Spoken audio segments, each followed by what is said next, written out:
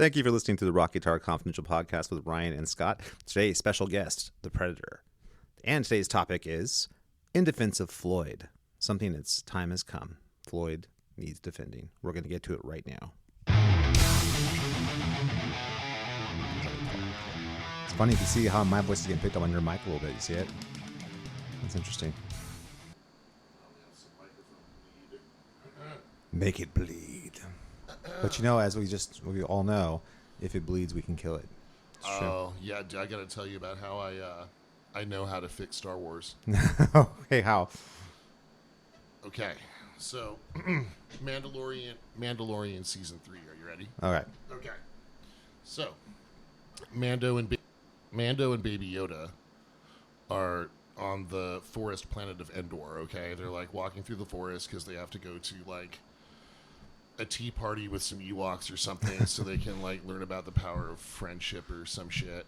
And they're like meeting up with the Spy Kids to like give each other hugs. And, I was hoping the Vespa kids would show up. That would be really yeah, cool. that's what I mean. Somehow like the Vespas. Kid. Yeah, just something family friendly is going to happen, and it's going to be horrible, and all the parents are going to be like, "Yeah, but there's stuff for the adults," and it's like, "No, there's not. You're living a lie."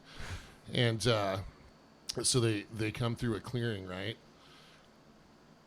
And immediately they find the bodies of 5 skinned Ewoks hanging from a tree, right? Now, super close-up shot on Baby Yoda as he turns his head in slow motion. Just as his eyes get wide and his mouth opens, 3 red dots creep up his face onto his forehead, and then pow! Baby Yoda's head explodes.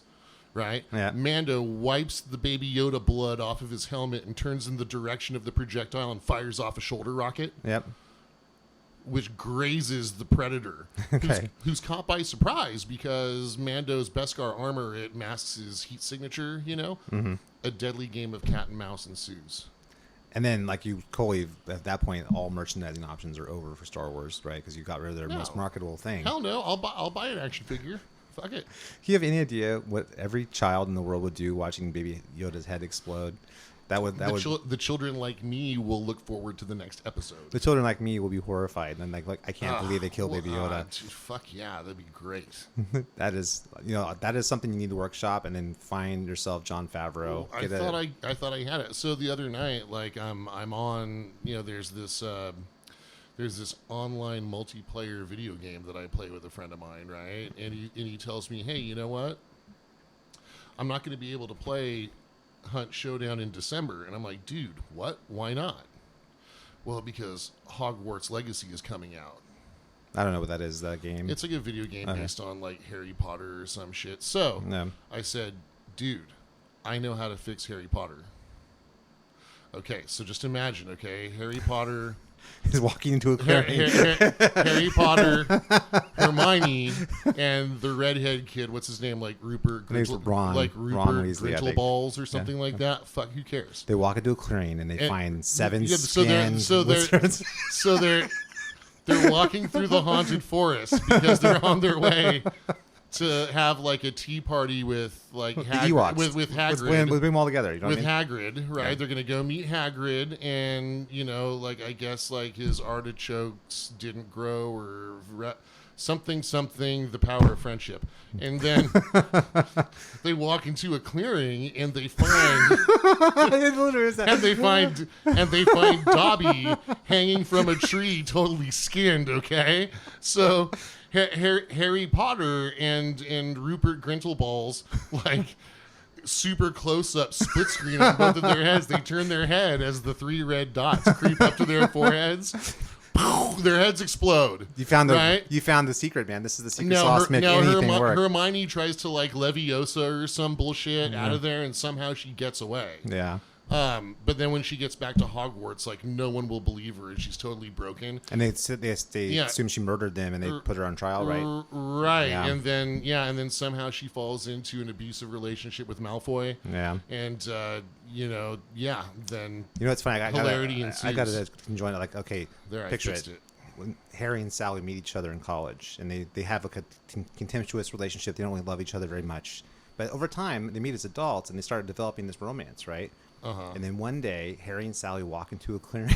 yeah, totally, dude. Yeah. And then they see in the Fuck trees, Carrie Fisher, whoever it was, hanging from the thing. And then, Pan to Sally's face, 3 dots. The 3 dots slowly creep up Sally's forehead, and then pow! Yes. Her head explodes. There's not a single genre that cannot be fixed by bringing the Predator into the mix. Just try me, man. Yeah, when Harry met Sally and met the Predator. That'd be perfect. Yeah, when Predator met Sally. Exactly. Like, that makes it, doesn't that instantly make it better? Come at me, bruh. Yeah, exactly. Just anything. As Harry tries to run away, the 2 big claws come through his chest, and he's like, totally, perfect, man. Yeah, see, so there. I just fixed Star Wars, and I just... RoboCop comes in, because that would be, like, the coolest, RoboCop versus Predator. See, I'm glad I brought this up. Yeah, exactly. Well, I mean, maybe not RoboCop versus Predator, but maybe like RoboCop versus Indiana Jones. Well, I always thought would be really cool would be Terminator versus Predator. I thought that'd be pretty cool.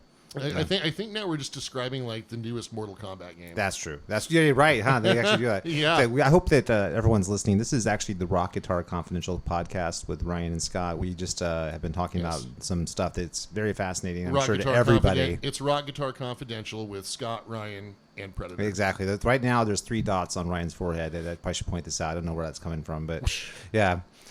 So anyway, today's podcast is going to be something that I feel like is really a service to mankind more than really a podcast. It's called In Defense of Floyd. And we're talking about, of course, Floyd Rose. And as guitar players, you probably, if you're, depending on where you're coming from with your experience level, you might hear people talk about how difficult Floyd Rose are. And Floyd Roses are so hard to restring, and Floyd Roses are so hard to use. And the thing I've always found so frustrating is that they're not. They're not hard to use. I've been using Floyd Roses. I was 10 when I learned how to deal with a Floyd Rose. Yep. Yeah, and I feel like the problem with Floyd Rose is almost never the Floyd Rose. The problem with people who try and ask it to do something they can't do, or people who don't know how to deal with it. So go ahead, Ryan, get your thoughts, and then I got a whole rant I want to go on. But a whole rant? Yeah, well, well, if I'm taking this from just a purely, having spent, over 30 years in guitar shops and music stores, I think the primary, there's 2 things with a double locking bridge system, because Floyd Rose, that includes the Ibanez Edge. Yeah, every derivative of it. Yeah, right. And to a degree, even the Kaler bridge. And by the way, they're not tremolos. Yeah, they're vibrato bars. They're vibratos. Yeah, that's right. Yeah. So like if we want to get like real technical about it, there are 2 aspects of using a double locking bridge system that are counterintuitive to people. One is using fine tuners on the bridge after you lock the nut. I mean, how many times has a guitar come through the shop or into one of our teaching studios where someone tried to turn the tuning machines on the headstock after the nut was locked? Yeah.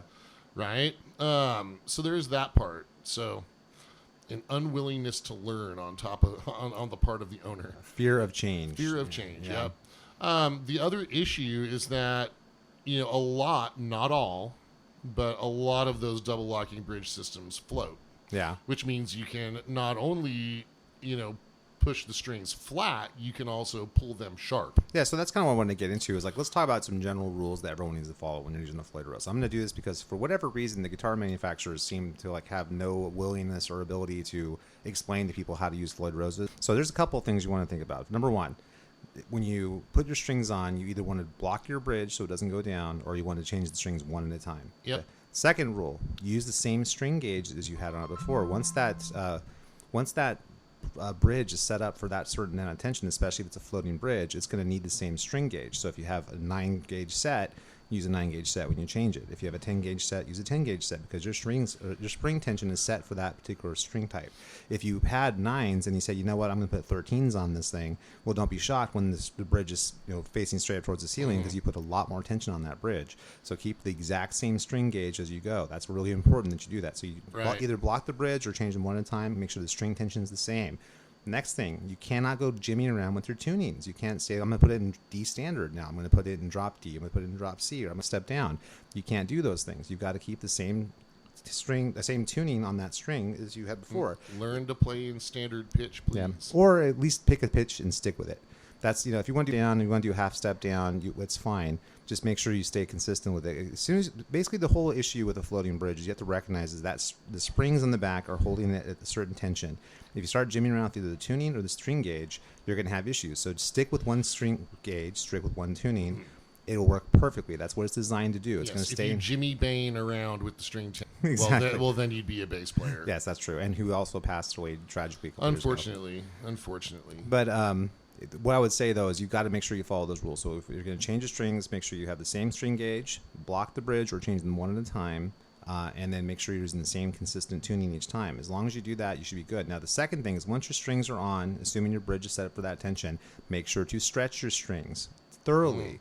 Until basically they stay in tune after a stretch. Once that's there, then you lock it down, you make your fine-tuning adjustments, and you should be good to go. Once the strings are broken in, you should have almost no tuning issues whatsoever for literally probably 6 weeks. And how long would you say it takes, or how much playing time is required for a set of strings to be broken in? I would say anywhere between a week and 2 weeks probably of playing. Yeah, that's usually about it. Now, if you stretch them, you can greatly decrease that time. Maybe a couple days, if that. Yeah.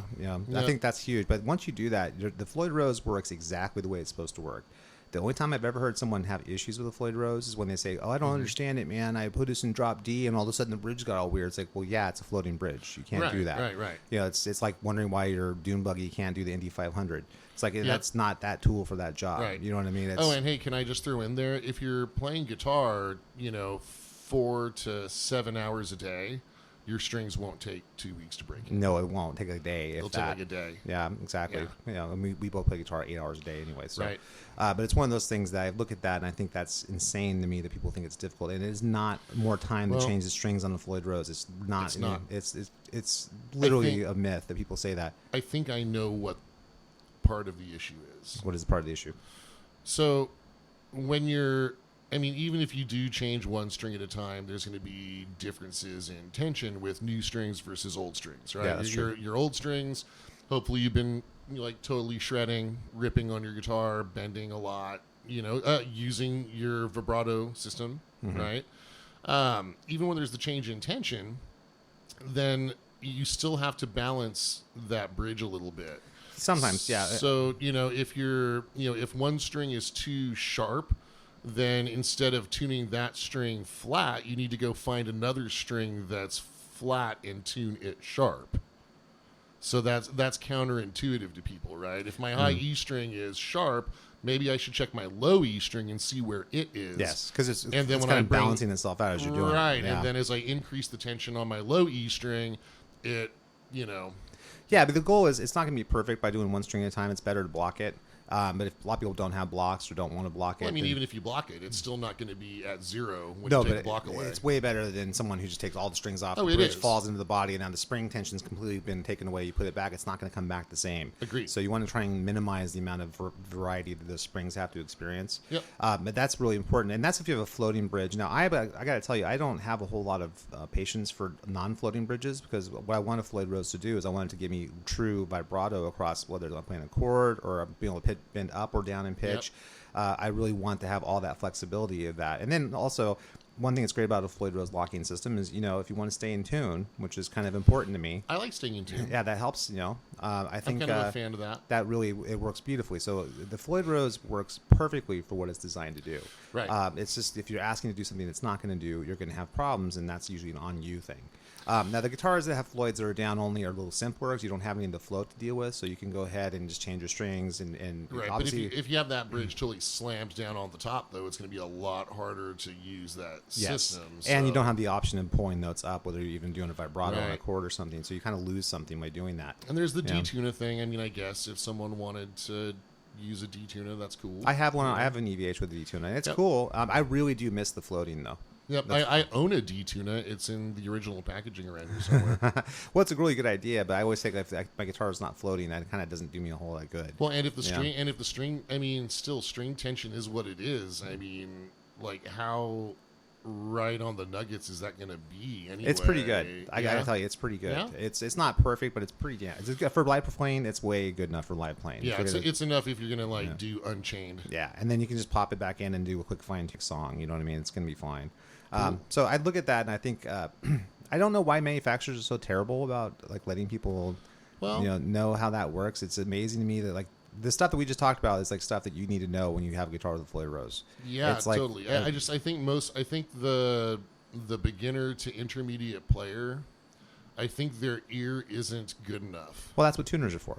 No, use your tuner, but the idea of how to actually use this new system you just bought is like, and I think that's why there's so much misinformation about how bad Floyd Roses are, because people don't know what they're doing with them. Right. If you go on like Amazon and you'll see like the 8-star reviews, then they'll have like a 1-star review, and you look at the 1-star, it's like, man, I put this thing in drop C, and all of a sudden the bridge got all haywire. It's like going, well, you don't do that, dude. What are you doing? That same person isn't going to understand that if one string is sharp or flat, then I'm going to have to actually alter another string. You're gonna have to do it over and over again until the equilibrium is put. Until equilibrium, yeah, exactly. And people just, I don't know, man. People want to do stuff that's easy. Well, it's not that hard though. And then what's great is once you got it done and once you have it dialed in, you can do whatever you want. You can use the wing bar you want. You can bend, and you're going to stay in tune, and it'll come right back. Exactly right. So like to me, like you just put that little bit of work in up front, and you can do anything you want going the other way. Yeah. So for me, I really won't own a guitar that doesn't have a locking system, because it's just why? Why would you do that? Dude, I remember going to this is another like with the youth group thing, but you know what? And there were some really great Christian rock and metal bands, in the late 80s and early 90s. And there was this one band called White Cross. Goodness, I forget the guitar player's name. I'll find out and I'll mention his name on another podcast. But he was really, really great. Singer was kind of lame. He was kind of sort of like a derivative of Steven Tyler. Oh, okay. Yeah, I guess that's kind of the problem in that world of music, is that most of the bands are kind of derivatives of whatever is popular. Yeah. Let's do a Christian version of Steven Tyler. Yeah, gotta give Stryper credit, man. They've always been themselves, and they rock so hard. Stryper is great, man. I don't. There's nothing that you can point at in that band and say that sucks. Dude, I would love to hang out with any 4 of those guys. Yeah, anytime. Yeah. I hear Oz Fox is recovered from his brain tumor. Yeah, I was gonna say, I know he was in ill health for a while. That's very good news. Yeah. Anyway, so I'm at the White Cross concert, because it's every band, that was the Christian W band. Okay. From that time, and the guitar player was playing a pink Vandenberg.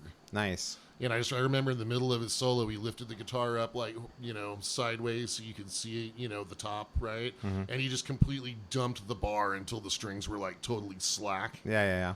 And then he brought it back up and kept playing. And I just thought that was the coolest thing ever. It is. I was like, wow, his guitar can do that? Neat. It's the coolest. I remember watching Eddie Van Halen do the same thing on live. He would hold the guitar up, and he would the strings were slack, and he was smacking the strings, and then because he's holding with his hand and everything. And that is the coolest thing I've ever seen.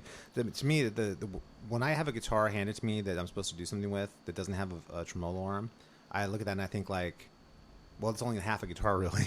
It's there's so much expression I do with the whammy bar that I use in almost everything I do. Yeah, absolutely. It's like walking with one arm tied behind your back or something. It's really the only other setup that I, out of the 12 or 13 electric guitars that I own, just about all of them being super strats of some kind. Yep.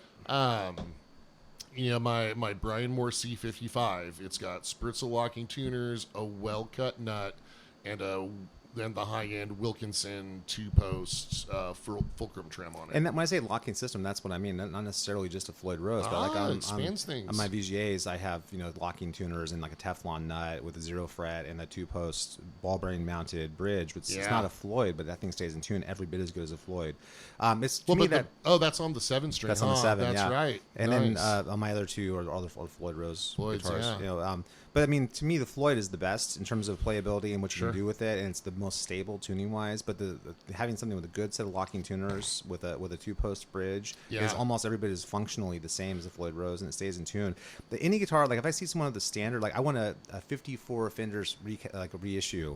I'm like, well, dude, the guitars have gotten a lot better since then. What are we doing? We aren't driving freaking. You know what I want? I want a Model T. Right. I want to crank up my Model T. Exactly. No roof on it. No AC. No shocks. I'll be rocking down the street. Those are the speeds up to 15 miles an hour. Exactly, with no shocks. Oh man, that'd be great. Because that's the good stuff. To me, can we go back to using old tree sap rubber tires? Man, that'd be great. No, how about wood? We'll do wagon wheels. You know what I mean? It'd be perfect. Please. But I just look at it and I think it's we aren't still flying in biplanes. We aren't driving Model Ts. Right. It's we should evolve as a species. And to me, we kind of built the better mousetrap around circa 1991, 92. We had really almost perfected it. To me, the VGA Floyd Roses are the best ones I've ever ever seen because they have the ball bearing mounts rather than knife edges. But say something that's like the Ibanez Low Pro Edge bridge was a great bridge. Totally great bridge. Or even just the original Floyds that like the Fenders were making back in the early 90s. Yeah. Those were great. In the Charvel one, same thing. That was the best mousetrap. Take that, put it on a guitar with at least one humbucker and 2 singles, or 2 hums and a single with the coil taps and Floyd Rose. You're just off and running.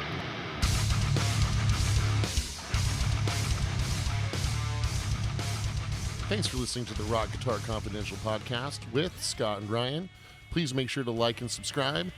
And now back to the wizarding world of Floyd Rose.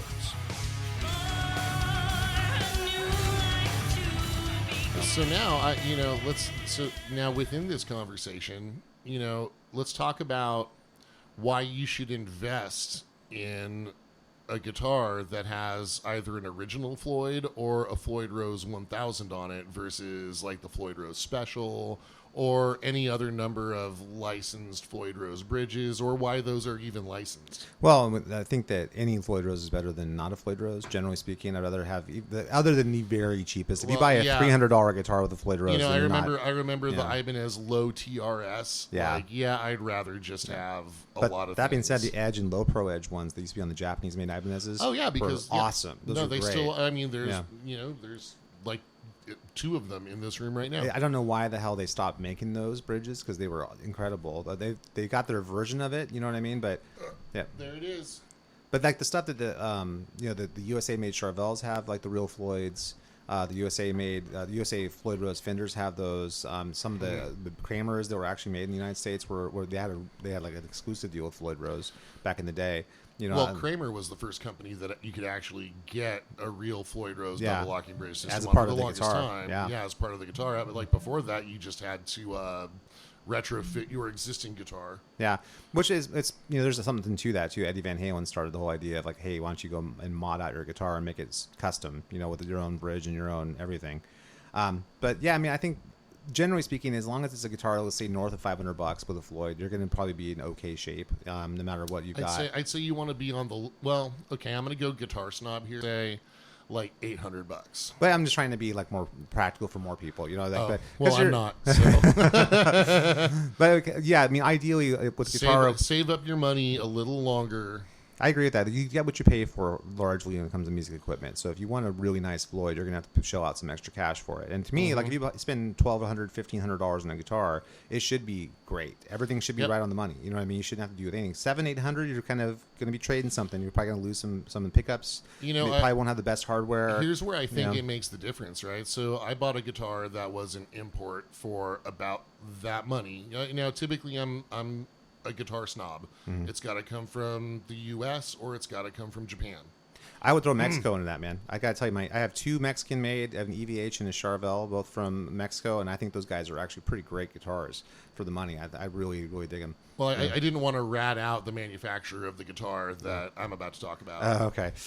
Because I, too, have a guitar that was built in Mexico. Oh, I know what you're talking about. Yeah. Yep. And already my pickup selector has a short in it, and the output jack has a short in it. Like all the guts are like not. It needs to be rewired. So that's where I think the cost cutting or the attention to detail was sacrificed in the manufacturer. I'm sorry that happened to you. That sucks, man. That's okay. It's a great guitar otherwise. But it's I can tell you, my experience, my EVH and my Charvel that I got, and I bought the Charvel off like eBay or so, maybe it was Guitar Center or something like that, just random. Guitar Center. Well, it was like a Guitar Center in Wisconsin or something. It was like somewhere I was looking for that Charvel. That's right. I forgive you, man. But I've had no issues with those guitars at all. That's great. That's great to hear. It's great to hear all of that except for the Guitar Center part. But again, I just was looking for that Charvel. Okay. I have no feel to Guitar Center. Trust me. I know you don't. Yeah, I know you don't. I'm sorry. And actually, I get all riled up. Those guitars. Like my main guitars are the VGAs. Those are the best guitars in the world. Those are great guitars. Those are the ones man. I use almost for everything. But every once I'd in a while, love to have a VJ. Every one of those. Every once in a while, I'll see a guitar like the EVH Bumblebee. My birthday's in November.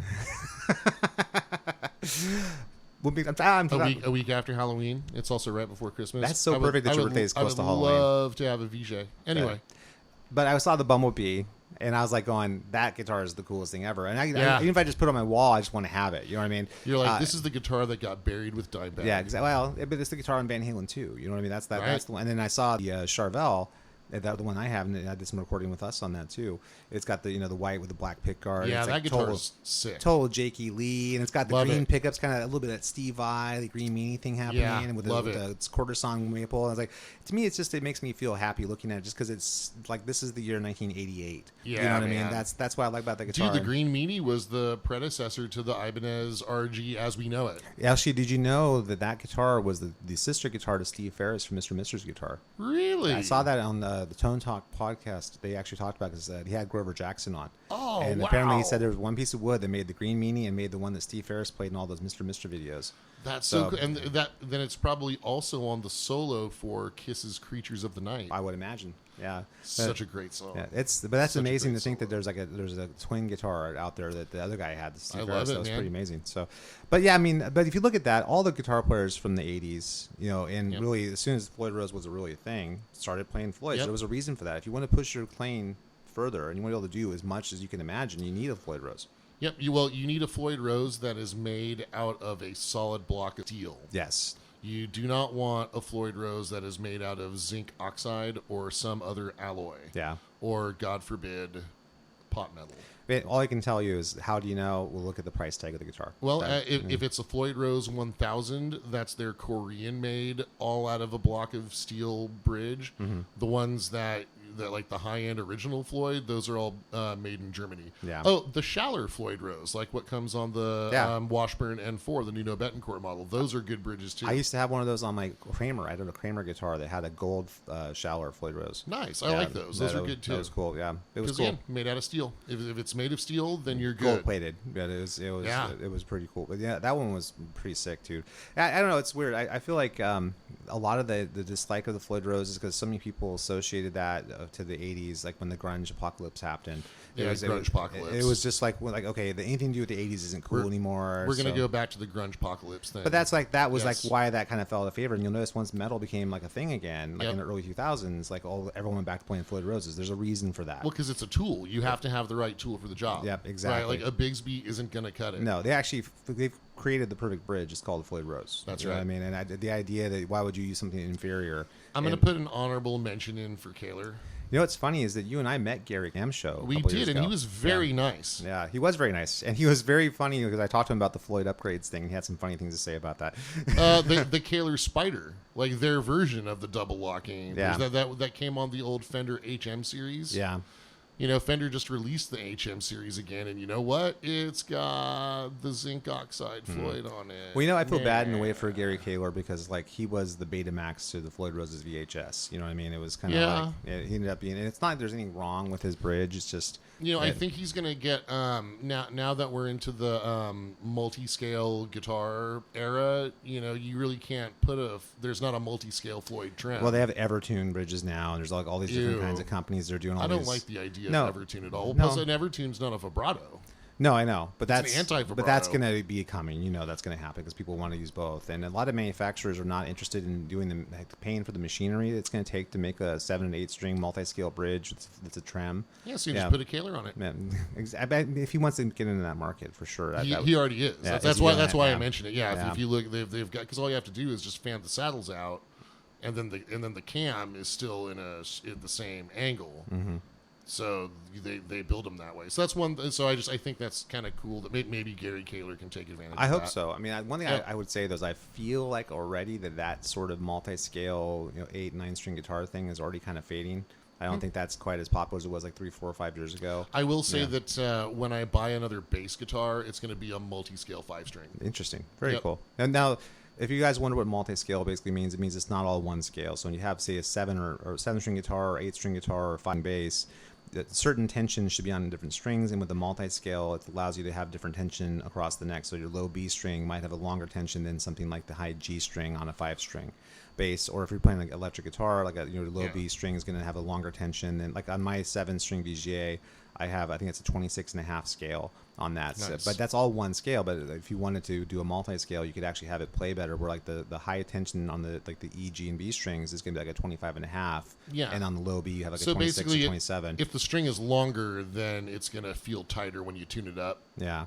Which is going to be better for a punchy low B string on a 5 So or on a the 7 low strings string, where the tension should be higher, you have it. On the high strings, we don't want as much tension, so you can do bends and stuff. Then it's there. That's the advantage to the multi-scale. That's awesome. And that's cool. I'm not a huge fan of the multi-scale. I'll be honest with you. On guitars, I'm not. But that being said, that's a taste thing. That's really nothing to do with the efficacy of that particular piece of the technology. It works. You know what I mean? Yeah, I had a student recently try to like play some bar chords on his new multi-scale guitar. And, it didn't go well for him. Yeah, that's true. I mean, that actually is a whole other thing too. But anyway, Floyd Roses, though, just getting back to that, is one of the most like.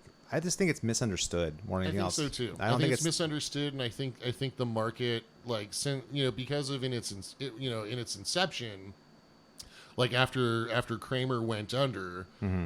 And when Floyd Rose still owned the patent, like there were so many imitators out there. Well, everybody's got a version of the Floyd. Every manufacturer makes their version of the Floyd Rose. You know? Right, and then in the more affordable, in the lower investment price points, there were a lot of Floyd Rose copies that were made out of substandard materials. So I think it should be noted that.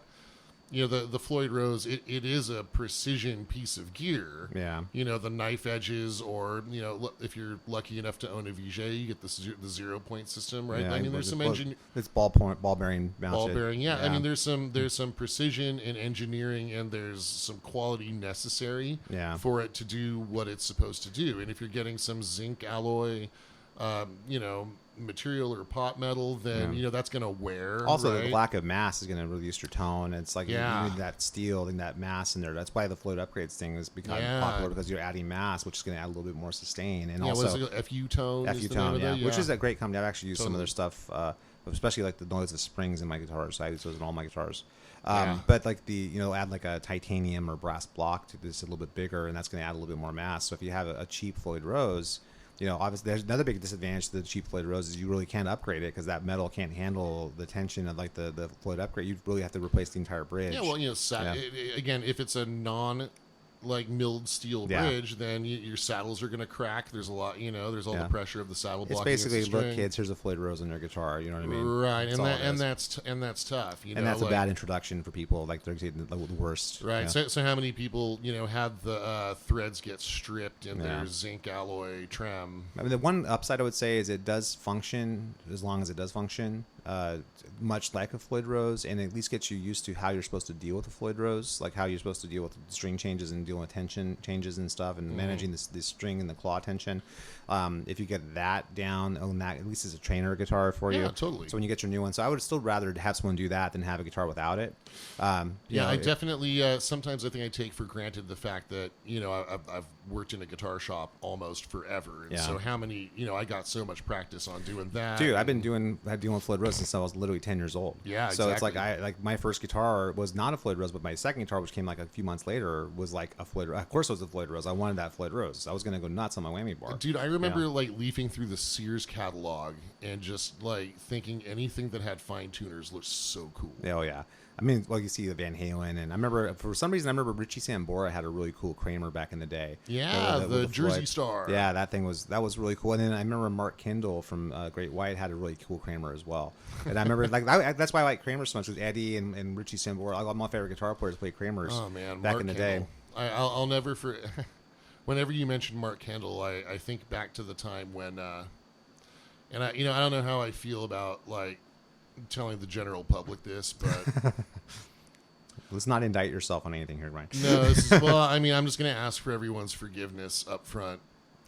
I used to sell crate amplifiers. Yeah, all right, I finally spit it out. Yeah, it's true. Yeah, no, I actually there's a hill and a stone in Tartarus waiting for you. Yeah, man. Dude, people gave me their money, and in return, I handed back a Crate G10XL. It was a vaguely amplifier-shaped object that you gave. It me. was. Yeah. It was. Look, you could put your beer on it. That's true. You could. That's actually, I think, in the catalog, that's the number one thing that said is this capable of holding a beer. Uh-huh. I think that was like the first feature they mentioned. Okay, actually, I know how to fix Crate amplifiers. Okay.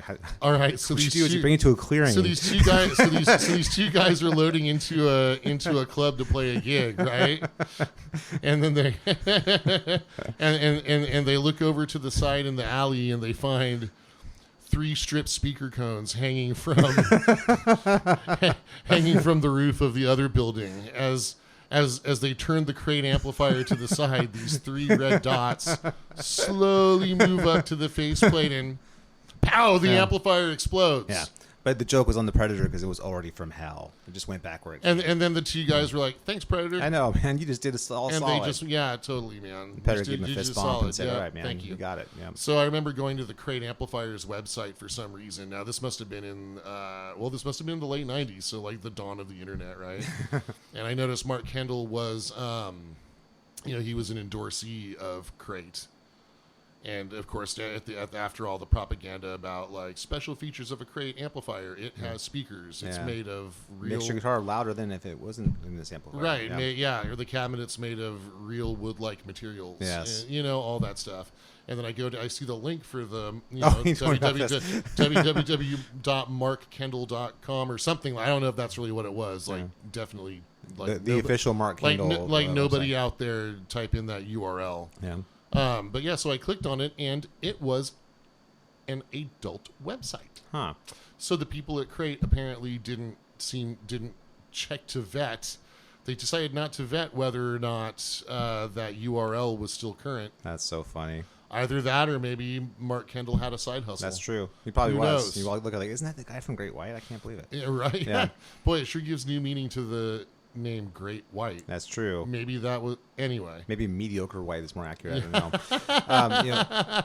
Yes, that was his performance name back then. It's funny. Speaking of that, I'll bring this full circle to something we talked about before. Is that my first big concert ever was Tesla and Great White. When I was like, I think I was in 8th grade or something. I remember that was, and I saw that at the old Cal Expo theater, Nice. or not theater, the amphitheater thing. Actually, that's the night they shot the Love Song video. I'm actually in the Love Song video somewhere. That's I'm in awesome. that crowd, which is great. But I remember Great White was killer, man. They really were awesome. They kicked ass. That was like they just released Once Bitten, Twice Shy. Yeah, and, I remember that was on such. Well, again, my family didn't have cable, so I could only watch music videos as a teenager at my house on 93 Rock's late night video party, and god damn it, they played Once Bitten, Twice Shy 100 times, I know. God, I got Love so Song sick too. of it. Love Song was like on a constant loop on that. Yeah, I always had. There was always the wonder of Tesla's from my town. So I can tell you too, by the way, yeah. having been there for the filming of that video, they literally played that song like 8 times. Their entire encore was basically them playing Love Song over and over again, so they could get different shots. they could get the shots. Yeah, that makes sense. And it's like, all right, we're gonna do Love Song. We're like, yeah, and then they played it, and then they go, all right, we're gonna do Love Song again, and every time just a little less. It's like, I remember thinking like, wow. But I remember I was right up front for Great White. I walked in, because it was general admission. I just walked straight up to the front, and it was great, man. Mark Kendall kicked ass. His tone was killer. Yeah, you can play. I remember that they were playing Rock Me and Missed the Bone and House of Broken Love, all these killer tunes. I actually am a fan of that band. And Tesla was great too. That's Tesla, at the height of when Tesla was. Dude, hometown heroes, man. Great. Absolutely. And nobody who plays around Sacramento doesn't have a run-in with somebody from Tesla. Hey, you know those guys what? they're all really good dudes. They're all really nice guys. Dude, I'll give a plug for we've got a band in town now called Red Voodoo that they're produced by Frank, from what I understand. Their singer Dino's a super nice guy. Yeah, I've actually heard of these guys. Yeah. Full disclosure, I work with Dino. Yeah. So but he's a super nice guy. But that's the kind of guy that Frank is. He's the kind of dude that will actually take people under his wing and produce them and stuff. And that's something he doesn't have to do. He can just focus on his own thing. Yeah, I think those guys have a new album coming out soon. But their previous album is called Bring It Back, and I really their attitude about bringing back, fun rock music. So cheers to that. There's some hope out there. Now I will also point out that both Mark Kendall and Tommy Scio, when they played at that show, Floyd Rose. Yep, nice. Frank, I thought you were going to say that they had like a fight backstage, but that probably happened too. I know, but Frank, played his SGs and his Les Pauls and stuff like that. He was never really a Floyd guy, but Tommy was, and I remember. I think because of that, I probably was always a little bit more enamored of Tommy's style because he had the whammy stuff going on, and Kendall was very hit and miss with his whammy stuff, but it was still pretty tasty. Yeah, and dude, one of the first electric guitars I ever got to play belonged to Frank Hannon. Oh, really? If I remember this correctly, okay, so I was 11. I was taking lessons with a guy named Mike Johnson. Played in a band called The Boys, which I think was a later iteration of the band that gave us Mick Brown and George Lynch. Oh, okay. Yeah, George Lynch is kind of a local guy from up in Austin. Yeah. Yeah, after those guys were are both from here, yeah. Yeah, exactly. Yeah. So Mike Johnson, who later moved to Seattle, he worked with Jimi Hendrix's family. Oh, that's cool. To develop teaching materials. Part of the Experienced Hendrix people. Yeah, that's exactly right. He was one of the first guys. Yeah. Yeah, to do that whole thing. And I think Tesla was on tour in Japan, and Mike Johnson owned an all chrome Jackson of some kind. You can see pictures. It's kind of like the Chrome Boy that Satriani plays. Yeah, but it was a precursor to that. Yeah. So Frank let Mike borrow his 612 double neck. Mm-hmm.